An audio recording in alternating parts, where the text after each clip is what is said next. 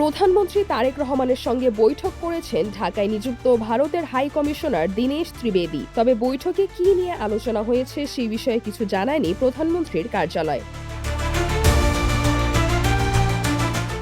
আজ সোমবার বেলা 11টার দিকে সচিবালয়ে প্রধানমন্ত্রীর সঙ্গে সৌজন্য সাক্ষাৎ করেন ভারতীয় হাই কমিশনার। বৈঠকে পররাষ্ট্রমন্ত্রী খলিলুর রহমান ও প্রধানমন্ত্রীর পররাষ্ট্র বিষয়ক উপদেষ্টা হুমায়ুন কবির উপস্থিত ছিলেন। প্রধানমন্ত্রীর সঙ্গে বৈঠক শেষে সাংবাদিকদের কোনো ব্রিফ না করেই চলে যান ভারতীয় হাই কমিশনার দীনেশ ত্রিবেদী।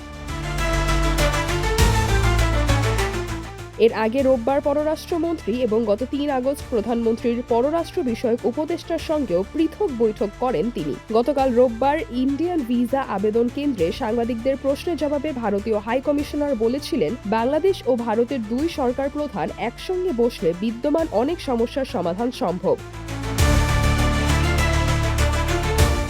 দুই দেশের সম্পর্ক নিয়ে ইতিবাচক আশাবাদ ব্যক্ত করে তিনি বলেছিলেন, কোনো নেতিবাচকতা নেই, বরং সবকিছু ইতিবাচক দৃষ্টিভঙ্গিতে এগোচ্ছে। এর একদিন পরই প্রধানমন্ত্রীর সঙ্গে তার বৈঠক ঘিরে স্বাভাবিকভাবেই তৈরি হয়েছে নানা আলোচনা। তবে বৈঠকে ঠিক কোন কোন বিষয় নিয়ে কথা হয়েছে সেই বিষয়ে এখনও আনুষ্ঠানিকভাবে কিছু জানানো হয়নি। সিজরাতুল আভা, দৈনিক আওয়ার বাংলাদেশ।